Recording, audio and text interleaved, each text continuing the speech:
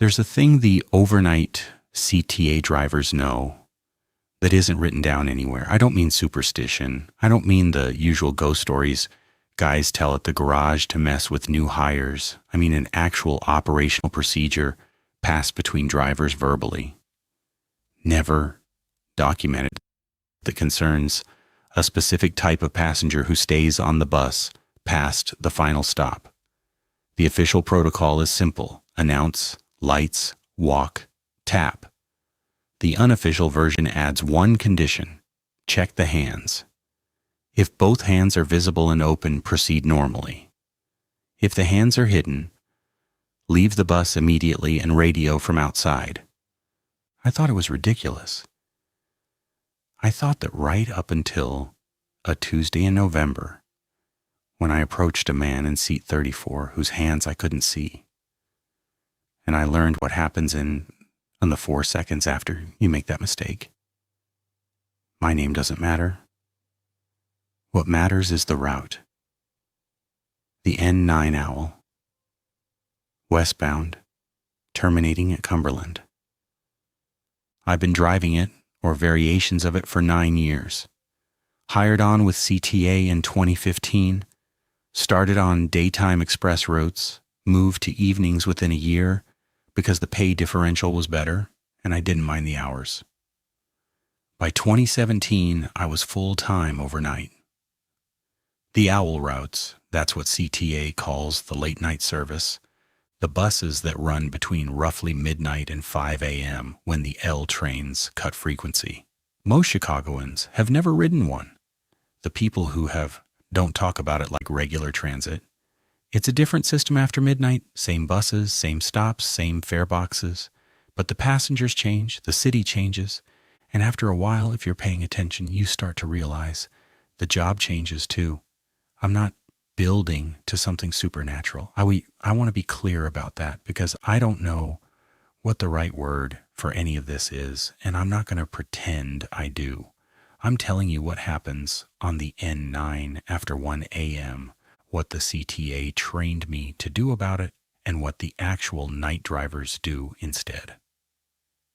The gap between those two things is where my problem lives. The official end-of-line sleeper protocol is covered in about 45 seconds during the passenger management portion of CTA operator training. You pull into the terminal. You make 2 verbal announcements over the PA. Last stop, all passengers must exit the vehicle. You turn on the full overhead interior lights. You walk the aisle from front to back, visually confirming every seat is empty. If someone is still seated, you tap the seat back, not the person, the seat back twice, firmly, and repeat the announcement verbally at conversational distance. 99% of the time, they jolt, look around, mutter something, and get off. Students, third shift nurses, guys who had 4 too many at a bar in Wicker Park. You see the same embarrassed half jog toward the door, the same mumbled thanks. It's nothing. I've done it hundreds of times. It's the least interesting part of the job. I want you to understand how boring it is. How completely, totally ordinary. Because the boredom is the thing that makes the other version so hard to accept. Carla Dominguez drove the N5 and occasionally the N9 when routes overlapped. I didn't know her well. She was maybe 50, stocky, kept her hair short, wore the same navy CTA jacket every shift, regardless of season. We overlapped at the 77th Street garage during route swaps. Those 15 or 20-minute windows where one driver's bringing a bus in and another's taking one out, and you're both standing in the dispatch area waiting for paperwork or a bathroom. You talk, not about anything real, mostly complaints, fare disputes, construction detours. Whether the coffee machine in the break room has been fixed yet, which it hadn't been since I started. One night in September, this would have been last year, maybe 14 months ago, Carla and I were both waiting on a delayed vehicle swap. It was about 1:15 in the morning. The garage was quiet. She was drinking coffee out of a thermos, and I was leaning against the dispatch counter, scrolling through my phone. We'd been talking about a passenger complaint she'd gotten for braking too hard on Western Avenue. Normal stuff. Then, without any transition, without any change in her voice, she said, "You ever get end-of-liners on the N9? I told her, of course, a couple times a week at least. "Before you approach them," she said, "check their hands." I looked up from my phone. She was still holding the thermos, still looking at the dispatch window, not at me, like she was commenting on the weather. "If you can see both hands on the armrest, in their lap, wherever, go ahead and wake them up. Normal procedure." She took a sip. "If you can't see the hands, if they're tucked under the body or folded up between the chest and the knees, don't approach the seat. Turn around. Walk to the front. Get off the bus. Radio dispatch from outside." I waited for the punchline. The garage was quiet. The fluorescent lights were buzzing the way they always do. That faint 60-cycle hum that becomes the soundtrack of your entire life when you work overnight. Carla didn't smile, didn't look at me, didn't add anything. I said something like, "Okay, Carla, sure." The way you do when a coworker says something strange and you want to be polite without engaging. She nodded, screwed the cap back on her thermos, and walked out to her bus when the swap vehicle pulled in. I don't think we spoke again for the rest of that week. I filed it in the same mental drawer where I keep the other night driver folklore. Every transit system has it. Drivers who won't take certain routes on certain days. The L operator who claims the Brown Line tunnel between Merchandise Mart and Washington has a section where his radio always cuts out at the same timestamp. The bus drivers who say the 22 Clark is haunted south of Shermack, which is just guys messing with you because the 22 Clark is miserable south of Cermak for completely normal reasons involving potholes and bar traffic. Carla's hand thing went in that drawer. I forgot about it within a day. Except I didn't. That's the part I want to be honest about because it's the part that still bothers me. I forgot about it consciously. I never thought about it during my shift. I never looked at a sleeping passenger and actively recalled Carla's words. But the first time I had an end-of-liner after that conversation, maybe a week later, a kid in a Northwestern hoodie passed out near the back. I walked the aisle, and before I tapped the seat, I looked at his hands. They were resting on his thighs, palms down, fingers relaxed. I tapped the seat. He woke up. He left. I didn't think about why I'd checked until I was back in the driver's seat pulling out of the terminal. And even then, I didn't think about it the way you'd think about a warning you'd taken seriously. I thought about it the way you'd notice you'd been holding your breath after the fact, with a small, confused awareness that your body made a decision your mind hadn't authorized. It kept happening. Every end-of-liner, I checked the hands. It was automatic, pre-conscious, like checking your mirrors before a lane change. And for months, September, October, into November, every single sleeping passenger I encountered had visible hands, draped over armrests, folded in laps, dangling off the edge of the seat, always visible, always open. I started to relax about it, not because I decided Carla was wrong, but because the sample size was making the rule feel unnecessary. I'd checked maybe 30, 40 sleepers, all visible hands, all normal wake-ups. The rule was becoming a reflex without a purpose, like a vestigial behavior from an old version of the job that didn't apply anymore. That's where I was on the second Tuesday of November, 12 minutes past 2 in the morning, pulling the N9 into Cumberland Terminal. 3 passengers still on board. 2 of them stood up when I made the first announcement. The third didn't move. Seat 34, left side, window. I turned on the overheads, made the second announcement. The 2 standing passengers shuffled past me and exited through the front door. I watched them go in the mirror. Then I stood up, adjusted my jacket, and started walking the aisle toward the back of the bus. The man in seat 34 was wearing a heavy dark coat. His face was pressed down toward his knees.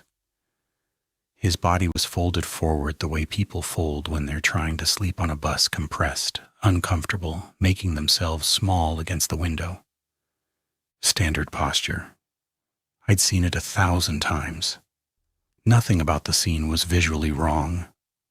Nothing was out of place. The lighting was the same flat fluorescent wash it always is. The bus smelled like diesel and floor cleaner and the faint ghost of someone's fast food from 3 hours ago. But something paused me at row 30. I've thought about this a lot. I've tried to name it. The closest I can get is this. You know how sometimes you're reading a sentence and every word is spelled correctly and the grammar is fine, but the meaning doesn't land? Like the sentence is structurally perfect, but your brain skips off it. That's what looking at the man in seat 34 felt like. Everything was correct. The posture was right. The coat was right. The angle of the body against the window was right. But some part of my processing, not my thinking, something lower, something in the part of the brain that handled pattern recognition before language existed, refused to accept the image as complete. I was 4 rows away when I remembered the hands. I looked. I couldn't see them. They were somewhere between his chest and his knees, buried in the folds of the coat, pressed into the cavity his body made by folding forward. Hidden. And I stood there, in the aisle of my own bus, at the terminal I've pulled into 2,000 times, under lights I've turned on 10,000 times, and I felt something I had never felt in 9 years of driving overnight in Chicago. I felt like I was being watched by something that did not have eyes. I should have turned around. That's what Carla's rule said. Hands hidden, you leave. You don't negotiate with it, you don't rationalize. You don't stand there in the aisle trying to talk yourself into being a professional. You turn around, walk to the front, get off the bus, and radio dispatch from outside. But here's the thing about a rule that isn't written down anywhere. It doesn't carry the same weight as the one that is. The official CTA procedure, the one in my training binder, the one I signed off on, the one that exists in a real document with a real policy number, says, I walk the aisle and tap the seat back. That's my job. That's what I'm paid to do. And I've done it hundreds of times without anything happening. Carla's rule was a whisper from a woman I barely knew in a garage at 1 a.m. The CTA procedure was my employment. So I took the last 4 steps to seat 34 and I tapped the seat back. Twice. Firm. Just like training says. The man didn't move. That part was normal. Some sleepers take a second tap, some need a verbal. I leaned slightly closer, not into his space, just enough to speak at a normal volume without shouting, and I said, Sir, last stop, everybody needs to exit the bus. Nothing. And then 4 seconds happened. I've timed it in my head so many times since that night that the count has become almost meaningless, the way a word loses its shape if you say it over and over. But I've cross-referenced it against the security camera footage timestamp I requested my own ride tape through the employee portal, which you're allowed to do. And the gap between my second tap and the moment I start walking toward the front of the bus is 4 seconds. On the footage, it looks like nothing. A driver standing next to a seat, pausing, then leaving. You wouldn't look twice. But I was inside those 4 seconds, and I need to describe them as accurately as I can because they are the reason I'm writing this. The first thing was the temperature. Between the second tap and maybe 1 second later, the air around seat 34 dropped. Not like a draft from a window, not like the heating system cycling off. It dropped the way it drops when you open the door of a commercial walk-in cooler, immediate, total, and bounded. I could feel the edge of it. The air at my left shoulder, closer to the aisle center, was still the normal stale warmth of a bus in November. The air at my right hand, which was still near the seat back, was cold enough to make me aware of my own skin. That's the only way I can describe it. I became conscious of the surface of my hand the way you become conscious of your teeth at the dentist. Not pain. Awareness of a boundary you normally forget you have. The second thing was the sound. The bus was idling, engine running, ventilation on. The low electrical hum of the dash instruments and the overhead lights. The normal background noise of a parked CTA bus with its systems active. In the space of maybe half a second, that noise changed. It didn't stop. It compressed. It pulled toward the left side of the bus, toward the window where the passenger was sitting, like someone had slowly turned the balance knob on a stereo all the way to one channel. The right side of the bus, my side, the aisle side, went quiet in a way that didn't feel like silence. It felt like absorption. Like the air on that side had thickened enough to stop carrying vibration. The third thing was the passenger. He still didn't move. Not a twitch, not a shift in breathing, nothing. But my visual understanding of his body changed. I don't know how else to say this. The shape under the coat, the arrangement of shoulders and spine and knees that I'd been reading as a man hunched forward asleep became briefly, horribly ambiguous, like an optical illusion flipping between two interpretations, except one interpretation was a sleeping man, and the other was something I couldn't complete. The proportions suggested a posture that a human skeleton shouldn't be able to hold. The fold of the torso was too deep. The angle between the neck and the knees was too closed, as though the spine had an extra joint or the rib cage was compressed in a way that would require the lungs to be somewhere else. It lasted less than a second. Then the shape resolved back into a man in a coat, and I could not make it flip again no matter how hard I looked. The fourth thing was inside me. A vibration. Not sound exactly lower than sound, or maybe prior to sound. I felt it in my sternum first, then in my molars, then behind my eyes, like standing too close to a speaker at a frequency you can't hear, but your bones can. It didn't come from the passenger. It didn't come from the bus. It came from the center of my own chest, as though something had reached into my rib cage and plucked a string I didn't know was there. 4 seconds. I walked to the front of the bus. I did not run. I want to be clear about that because it matters to me. I did not run, but I also did not turn around, and every step I took toward the driver's seat felt like walking away from a ledge I couldn't see the bottom of. My body knew something my thoughts hadn't caught up to yet. My hands were shaking when I reached the console, but I couldn't feel them shaking. I found out later I'd left my clipboard on seat 32, where I'd set it down before the tap. I didn't go back for it. I stepped off the bus through the front door and walked about 15 feet into the Cumberland terminal lot. November air, maybe 34 degrees, and it felt warm. That's how cold seat 34 had been. 34-degree Chicago wind felt like relief on my skin. I keyed dispatch on my radio. N9 to dispatch. I have an unresponsive sleeper at Cumberland Terminal. Requesting supervisor.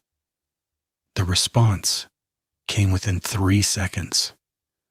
That was the first wrong thing about it.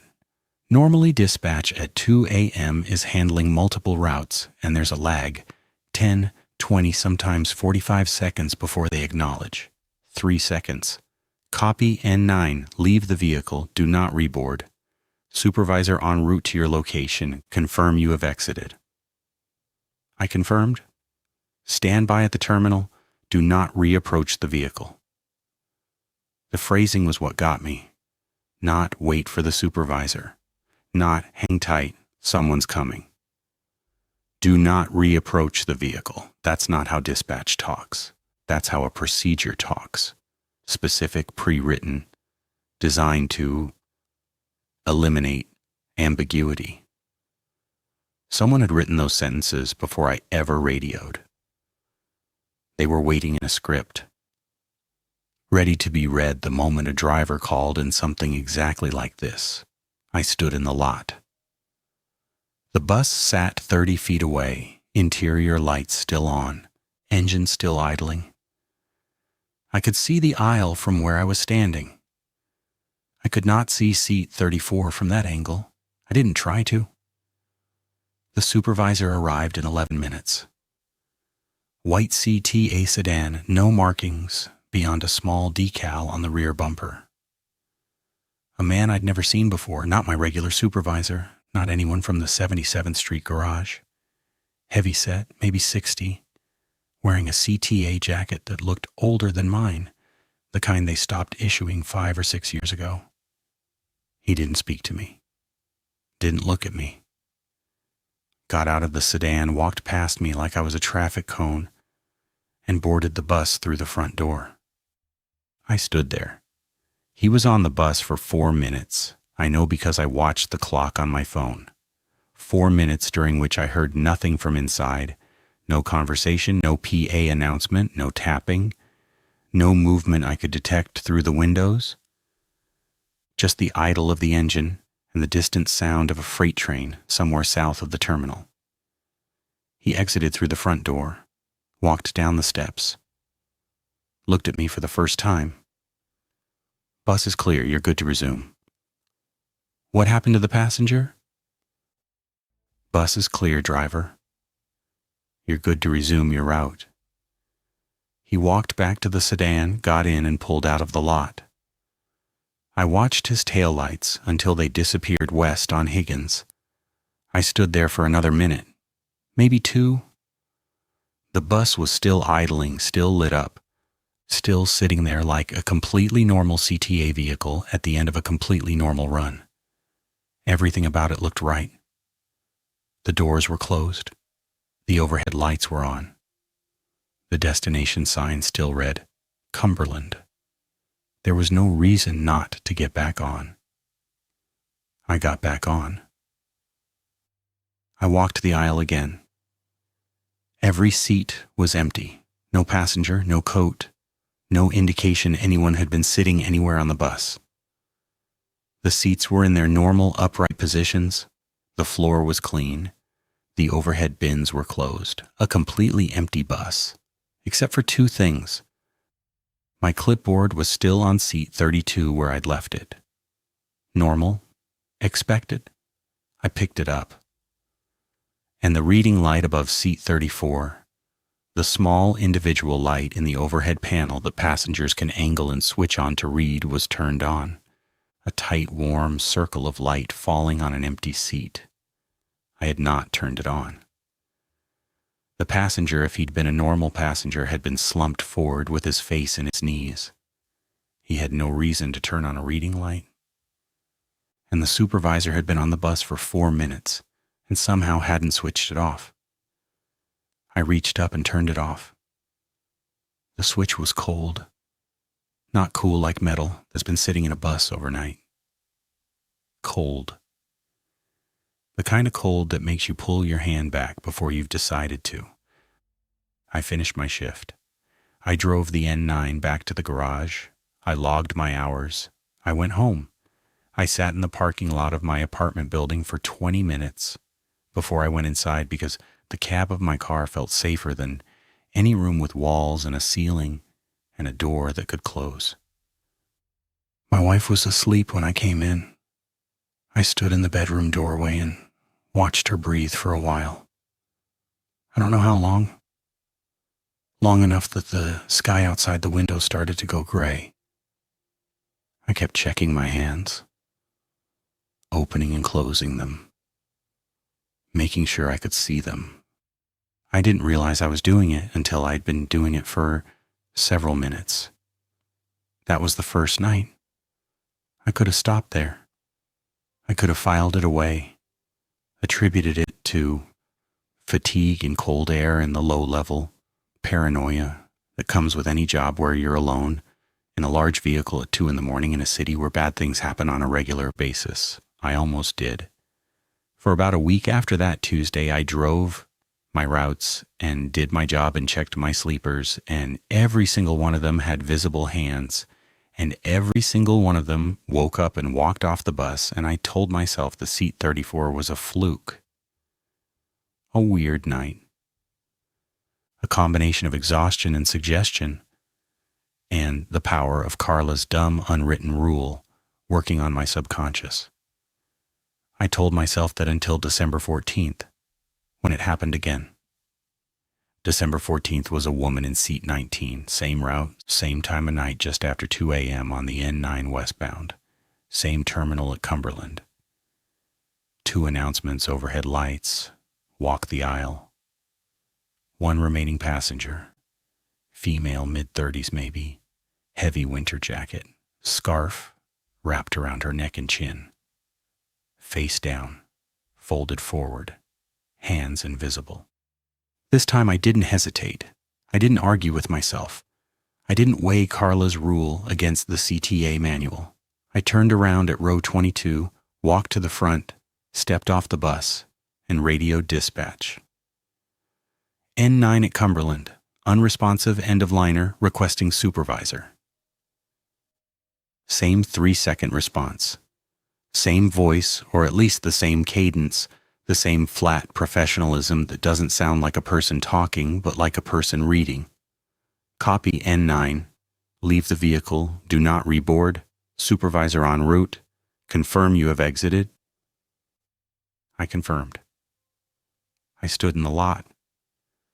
It was colder than November, maybe 19 degrees, and I was standing there in my CTA jacket, watching my breath disappear and feeling oddly calm. Not because I wasn't scared. Because the fear had a procedure now. Carla's rule worked. I checked the hands. I saw they were hidden. I left. Something about having a protocol, even an unwritten, irrational one, made the situation feel manageable, containable. The supervisor arrived in 9 minutes this time. Same white sedan. Same heavy-set man in the old jacket. He parked, walked past me, boarded the bus. 4 minutes. Exited. Bus is clear. I didn't ask about the passenger. I already knew what he'd say. I got back on, walked the aisle, empty bus. Clipboard where I'd left it near the front, this time I'd stopped bringing it to the back. And above seat 19, the reading light was on. Small, warm circle on an empty seat. I reached up and turned it off. The switch was cold. I drove back to the garage and logged my hours and went home and sat in my car for 15 minutes and went inside and checked my hands 4 times before falling asleep. That's when I started the notebook. Not because I'd decided something supernatural was happening. I want to be careful about that. I started the notebook because I'm a person who deals with problems by tracking them. My wife would tell you the same thing when our refrigerator started making a noise.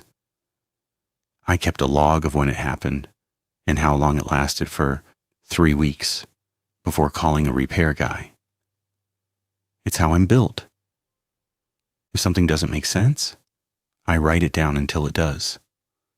So I bought a small spiral-bound notebook from the Walgreens on Montrose and I started logging my end-of-line sleepers.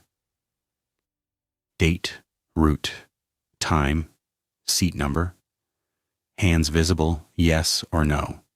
Outcome, over the next 7 weeks, I had 4 more end-of-liners. 3 were normal. Hands visible, standard wake-up, embarrassed shuffle to the door. A college kid. A woman in hospital scrubs who'd clearly just finished a 12-hour shift. A man who apologized in Spanish and tipped his hat to me on the way out, which almost made me feel like the world was still working the way it was supposed to. The 4th was on January 9th. Seat 27, male, bulky coat, face down, hands hidden. I followed Carla's rule. Left the bus, radioed dispatch, same script, same supervisor, same 4 minutes, same bus is clear, same reading light on above an empty seat, same cold switch. I logged it. I now had 3 entries in the hidden hands column. Seats 34, 19, and 27. Different passengers, or at least different body shapes and clothing, different dates, but the same route, the same terminal, the same time window, always between 2 o'clock and 2:50 a.m. Always on the N9. I started asking around, not obviously, not like I was investigating.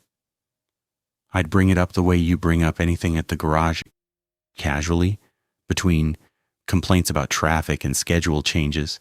I'd say something like, you ever have a sleeper who really won't wake up? Or, you guys ever had to call in a supervisor for an end-of-liner? Fishing, seeing who bit. Most drivers gave me nothing. Standard answers. Yeah, had a drunk guy once. Took 3 tries. I just yell at them, they always get up. A few gave me a look, a specific look, not confused, not amused, but careful, like they were deciding something. And then they'd change the subject. 2 drivers admitted they'd heard something like that from older operators. A hand check thing, don't approach thing. But both said they'd never experienced it personally, and both seemed genuinely uncertain whether it was real or just hazing. I believed them. Not everyone draws the hidden hands passengers. I was beginning to think it was route specific. Then I talked to Marcus Webb. 15 years on owl routes, mostly the N5 and the West Side branches. Big guy, quiet. The kind of driver who never calls in sick and never volunteers for overtime and keeps exactly to himself in a way that makes you respect the boundary without resenting it. I'd known him for years in the way you know someone you share a garage with enough to nod, enough to borrow a pen, not enough to have his phone number. I caught him in the break room during a split between runs. It was maybe 1:30 in the morning and he was eating a sandwich and watching something on his phone with one earbud in. I sat down across from him and made small talk for a few minutes. Then I asked him if he'd ever heard about checking a sleeper's hands before approaching. Marcus put his sandwich down. He took the earbud out. He looked at me for a long time. Not angry, not scared. Evaluating. Like he was running some kind of internal calculation about what telling me something would cost him. Then he said, "The ones who don't show their hands aren't sleeping." I waited for him to continue. He picked up his sandwich, put the earbud back in, looked at his phone. "Marcus, that's all I got for you, man." "What does that mean, they aren't sleeping? What are they doing?" I said, "That's all I got." He didn't look up again. I sat there for another 30 seconds. Then I left. We haven't talked about it since. We still nod at the garage. He still borrows my pen sometimes. But there's a small new distance between us that wasn't there before, like I'd asked to see something in his house he keeps in a locked room, and now we both know the room exists, but neither of us is going to mention it. The ones who don't show their hands aren't sleeping. I wrote that in the notebook when I got home. I underlined it. I didn't know what to do with it. What I did next was maybe a mistake, or maybe it was the only thing I could have done, given who I am. I logged into the CTA employee portal. Every operator has access. It's where you check your schedule, your route assignments, your performance reviews. But there's also a section for ride reports. Every run generates a log, route, times, fare counts, any incident codes, dispatch attaches. I'd never looked at mine closely. You don't, usually. It's administrative noise. I pulled up the 3 dates. The November Tuesday, December 14th, January 9th. I found the ride reports for each run. And there it was, attached to each one by dispatch. Incident code 7-7. I hadn't used that code. I didn't even know it existed. When I'd radioed in, I'd just said unresponsive sleeper. Dispatch had tagged the reports with 7-7 on their end. A code I'd never seen in training, never heard mentioned in any briefing, never encountered in 9 years of ride reports. I searched 7-7 across the broader logs. The employee portal lets you run filtered searches on incident codes across all routes. For the current fiscal year, it's meant for union reps and senior operators tracking system issues, but any driver can access it. The search returned results. 3 to 57-7 codes per month. Every single one between 1 a.m. and 4:15 a.m. Every single one on an OWL route. Not one instance on a daytime or evening run. Not one. In the entire fiscal year. Each 7-7 entry had an additional flag I'd never seen on any other incident code. OOS-LP, out of service, loss prevention review. My bus, on each of those 3 nights, had been pulled from rotation for between 90 minutes and 4 hours after I'd logged off. Standard sleepers, the ones who wake up and leave, generate no out-of-service time. 0. You wake them, they leave, you drive back to the garage. The bus goes right back into the pool. Whatever dispatch was sending the supervisor to handle, it required pulling the entire vehicle afterward. Not for cleaning, not for mechanical inspection, for loss prevention. A department I associated with fare evasion investigations and stolen equipment reports. Not with sleeping passengers. I should have stopped there. I had a system that worked. Check the hands, follow Carla's rule, let the supervisor handle it, go home. But I'd seen the data now, and the data had a shape, and the shape had a hole in it, and the hole was Carla. I looked her up in the employee directory, Carla Dominguez. No results. That happens sometimes. Drivers transfer to other garages, move to different CTA divisions. The directory updates monthly.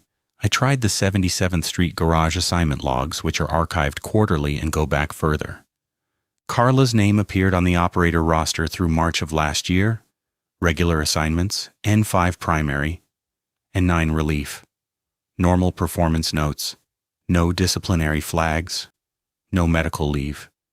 Present on the March roster. Absent from the April roster, not transferred, not terminated, not retired. The entry simply stopped. Like a sentence that ends mid-word. I checked April's separation reports. The log of drivers who left CTA employment that month, voluntarily or otherwise. Carla Dominguez was not on it. She didn't leave. She just stopped being listed. I closed the portal. I sat at my kitchen table with the notebook open and the laptop pushed to the side, and I stared at the wall for a while. My wife, Denise, was getting ready for work in the bedroom. She's a morning person, teaches 3rd grade, up at 6 every day. I could hear her moving around, opening drawers, running water. Normal morning sounds. The sounds of a life that makes sense. She came into the kitchen and kissed the top of my head and asked if I wanted coffee. I said yes. She poured 2 cups and sat down across from me and said, "You were talking in your sleep again last night." I looked at her. "Again?" "You did it Monday too. I didn't mention it because it wasn't loud, but last night you were almost shouting." "What was I saying?" She frowned, stirred her coffee. "A number." You kept saying a number. "What number?" "I don't know. 40-something, 41 maybe?" "Seat 41. I had not had a passenger in seat 41. I had no association with seat 41. In my notebook, no entry mentioned it. In my memory, nothing connected to it. It was just a seat on my bus rear third right side aisle that I passed twice a run during my walks and never thought about. "You okay?" Denise asked. "Yeah," I said. "Weird dream, I guess." "You don't remember it?" "No." That was true. I didn't remember any dream. I didn't remember talking.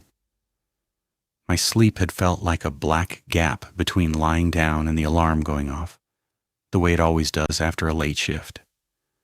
But somewhere in that gap, my mouth had been saying a seat number that meant nothing to me while I lay next to my wife in our apartment in Albany Park. And the bus sat in the garage 12 miles south.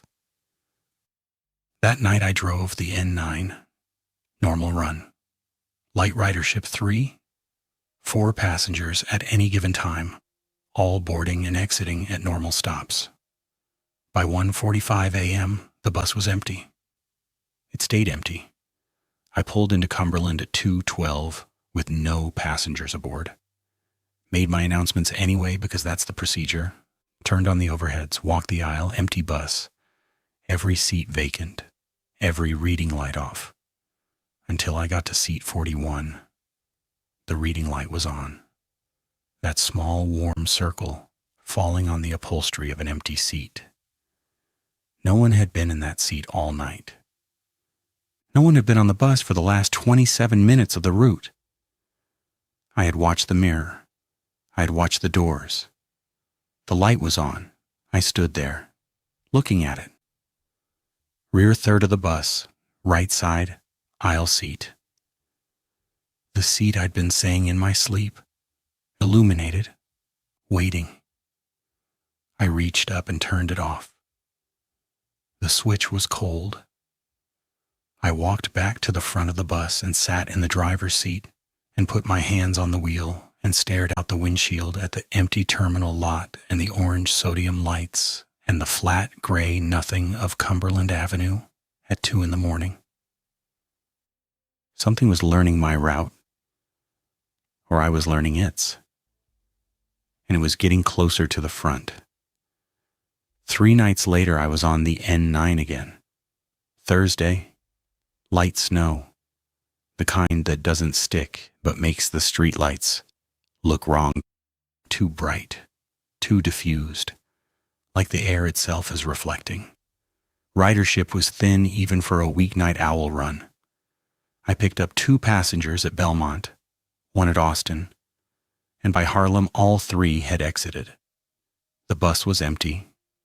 I had 7 stops left to Cumberland. I drove them the way I always do. Checked my mirrors at every stop. Watched the doors. Nobody boarded. The streets were dead, a few cars on North Avenue. A taxi idling outside a closed bar on Narragansett. Nothing else. Chicago in January at 2 a.m. is not a city. It's a machine running on standby, keeping the lights on until the real population comes back. I pulled past Nagel. 5 stops left. Checked the mirror. Someone was sitting in seat 41. I want to be precise about this. I had checked the mirror at Harlem when the last passenger exited. The bus was empty. I watched the doors close. I pulled away. Between Harlem and Nagel, I checked the mirror twice. Habit, not suspicion. Empty both times. At Nagel, I stopped. Opened the doors for the standard 5-second dwell time. No one boarded, doors closed. I checked the mirror as I pulled out. Seat 41, right side, aisle. A figure. Dark coat, face down, folded forward. The doors had not opened between my last empty bus mirror check and this one. I'm certain of that. The rear door requires a passenger to push the yellow strip from inside, and the front door is directly beside me. No one passed me. No one boarded. The bus was empty, and then it was not. My foot came off the accelerator before I made a conscious decision. The bus slowed. I was approaching the next stop. Cumberland wasn't far now. 4 stops, and some part of me, the professional part, the part that's been doing this for 9 years, said, stay on route, finish the run, pull into the terminal, follow the procedure, check the hands from a safe distance. If they're hidden, get off the bus and call it in. But I didn't want to stop the bus. Stopping meant the terminal. The terminal meant walking the aisle. Walking the aisle meant getting closer. And seat 41 was already further forward than any of the others had been. Seat 34 was the back third. Seat 19 was middle. Seat 27 was just ahead of middle. Seat 41 was right side, rear third, but it was the aisle seat, not pressed against the window, not tucked into the corner, but positioned on the side closest to where I walk. I looked in the mirror again. The figure hadn't moved. Same posture, face buried in knees. Hands invisible. I could tell that even from the driver's seat, even in the mirror. The arms were folded inward, wrapped around the shins or pressed between the chest and the thighs. The same posture, always the same posture.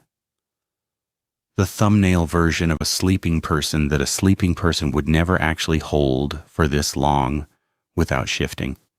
I made a decision, and I don't know if it was the right one. I drove past Cumberland. The terminal came up on my right, and I kept my foot on the gas and rolled through the intersection, and the destination sign still said Cumberland, and the bus was now off route, which I had never done in 9 years. Not once. Not for construction, not for weather, not for a fair dispute. You don't deviate. The route is the route. CTA tracks the buses by GPS, and if you go off route, dispatch sees it immediately. I made it 4 blocks past the terminal before the radio crackled. N9, you have passed your terminal. What is your status? I didn't answer. I was watching the mirror. Seat 41 was empty. My chest loosened for half a second. That involuntary relief, the kind your body gives you before your brain has verified anything. The seat was empty. The figure was gone. Maybe it was never there. Maybe the snow in the mirror and the fluorescent lighting conspired to show me something in the glass that was just a reflection, a shadow. The ghost image of my own headrest, duplicated at the wrong angle. Then I looked 1 row forward, seat 40, same figure, same coat, same posture, face down, hands hidden. It had moved. Not while I was watching, not with any motion I could detect. Between one mirror check and the next, maybe 3 seconds, maybe 5, it had shifted from seat 41 to seat 40. 1 row closer. I looked back at the road. I was on a residential street now, parked cars on both sides, no traffic. I looked at the mirror again. Seat 38. It had skipped a row, same posture, same stillness. 2 rows closer in the span of 1 glance. My hands were shaking on the wheel, not trembling shaking, the kind of vibration that starts in your forearms and works down into your fingers until the wheel itself starts to feel unstable, like the bus is driving over rumble strips that aren't there. I could feel my heartbeat in my wrists, in my throat, in the backs of my knees. Every part of my body was telling me to stop the bus and get out and run and never come back. I didn't stop. Stopping meant the bus would be still. And if the bus was still, I'd have to walk that aisle. And if I walked that aisle, I'd be walking toward it. At least while the bus was moving, I was in the driver's seat, and it was behind me, and there was distance. Distance was the only thing I had. I circled the block, came back onto the route, heading east, back toward the city. Checked the mirror. Seat 33. It was in the front half of the bus now, 15 rows behind me. I could see it more clearly at this distance. The shape of the shoulders, the bulk of the coat, the downward angle of the head. It looked like every sleeping passenger I'd ever seen. It looked exactly like a person. And my body knew with absolute certainty that it was not. The radio again. N9, respond. What is your current status? I picked up the handset. My voice came out flat, which surprised me. I have a 7-7 and it's moving. Silence. Longer than any dispatch pause I'd ever experienced. 4 seconds, 5, 6. I was counting because counting was something my brain could do that wasn't looking in the mirror. A different voice came on. Not my dispatcher. Female, older. Calm in a way that wasn't reassuring but clinical. The voice of someone who has said what she's about to say before, many times. Driver, what is your current position relative to the passenger? Approximately 15 rows back, middle of the bus. Is the passenger moving while you are observing? No, it moves between looks. When I check the mirror, it's closer. A pause. 1 second, 2. Driver, listen carefully. Maintain your current speed. Do not stop the vehicle. Do not look in the mirror for longer than 2 seconds at a time. Proceed directly to the Cumberland terminal. When you arrive, open the rear doors using the console controls. Exit through the front door. Do not turn around. Do not look down the aisle. Walk directly away from the vehicle. What is it? Proceed to Cumberland, driver. Rear doors, front exit. Confirm you understand. I understand. Do not look in the mirror for more than 2 seconds. I turned the bus around, headed back west toward Cumberland. 8 blocks. Maybe 4 minutes at the speed I was going, which was exactly the speed limit because my foot felt bolted to one position and changing anything felt dangerous, like adjusting your grip while hanging from a ledge. I looked in the mirror. 1 second. Seat 28. I looked away. Drove another block. Looked again. 1 second. Seat 22, closer. Each glance cost me something I can't name. Not courage. Something more mechanical. Like each look used a resource I had a limited supply of. Cumberland Terminal appeared ahead. I signaled. Pulled in. Stopped the bus. My hands found the console controls. I opened the rear doors. I heard them cycle that familiar hydraulic gasp, the rubber seals releasing. I did not look in the mirror. I opened the front doors. I stood up from the driver's seat. I walked down the steps. I stepped onto the asphalt of the terminal lot. I walked 15 feet forward into the cold and the snow, and I stopped, and I stood there, with my back to the bus. I didn't hear anything from inside. No footsteps, no seat shifting, no coat rustling against the aisle dividers. Just the engine idle and the snow, and somewhere far off the bass thump of a car stereo on a street I couldn't see. The rear doors cycled shut on their 30-second timer. The sound echoed across the empty lot like a mouth closing. I stood there for a long time. I don't know how long. Long enough for the snow to accumulate on my shoulders. Long enough for my ears to start aching from the cold. long enough for the supervisor's white sedan to pull into the lot and park, and for the same heavy-set man to walk past me without speaking and board the bus through the front. 4 minutes, he exited. Bus is clear. This time I didn't let him walk away. What are they? He stopped. He was 3 steps from his car. He turned around and looked at me, and for the first time I saw something in his face that wasn't procedure.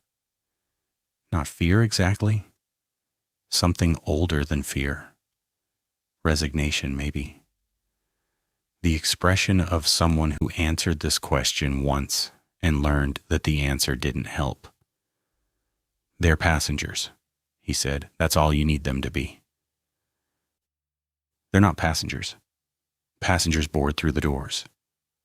He looked at me for a long time. Snow was collecting on the brim of his CTA cap.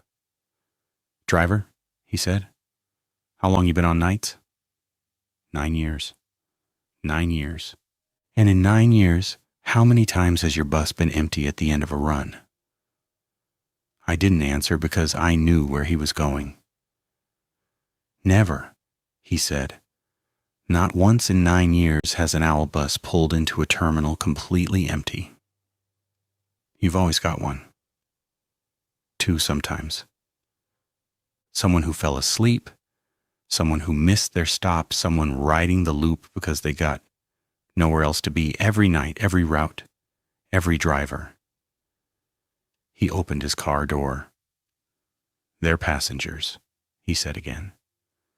Some of them get off when you ask. Some of them don't. You've got a procedure for both. Use it. He got in the sedan and backed out and drove away, and I stood there in the snow until I couldn't feel my feet. I drove the bus back to the garage. I logged my hours. I went home. It was almost 4 a.m. Denise was asleep. I took off my boots in the hallway and walked to the kitchen and sat down at the table the way I always do after a shift, with the notebook in front of me and a glass of water and the quiet hum of the refrigerator keeping me company. I opened the notebook to log the night. Date, route, time, seat number, hands visible, no. Outcome 7 to 7. Passenger migrated forward during route. Follow dispatch instructions. Supervisor cleared the bus. I wrote all of that. Then I flipped back through the earlier pages to check my records, to make sure I had the pattern right, to see if the seat numbers told me anything when I lined them up. The last page of entries, the ones I'd written over the past 2 months, looked the way I expected. My handwriting, my format, my abbreviations, everything in order. Except at the bottom of the most recent page, below my last entry from 3 days ago, there was a line I had not written. My handwriting. My pen, the same blue ballpoint I keep clipped to the notebook spiral. My abbreviation format. But I did not write it. I know I did not write it because I was looking at the notebook for the first time since that last entry, and because the line contained information I did not have 3 days ago. A date. Tomorrow's date. January 24th. A route, N9. A time, 2:13 a.m. A seat number, 7. Seat 7 is the first row behind the driver's partition. If you're sitting in seat 7 and the driver turns around, you are close enough to reach each other. I have not driven since Thursday. I called in sick Friday. I called in sick again Monday. I am sitting at this kitchen table, writing this because I don't know what else to do, and because the notebook is sitting in front of me and the entry is still there.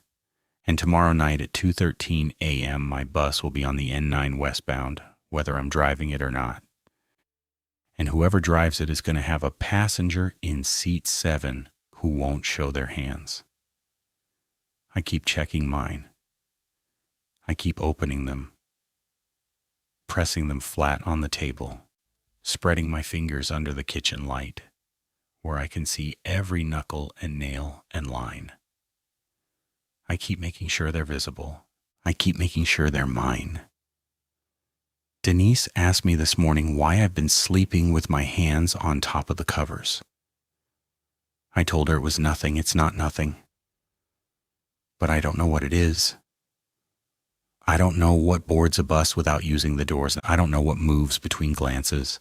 I don't know what a loss prevention team does to a city bus for 4 hours in the middle of the night, or where Carla Dominguez went, or why Marcus won't say more than one sentence about something he's clearly known for 15 years.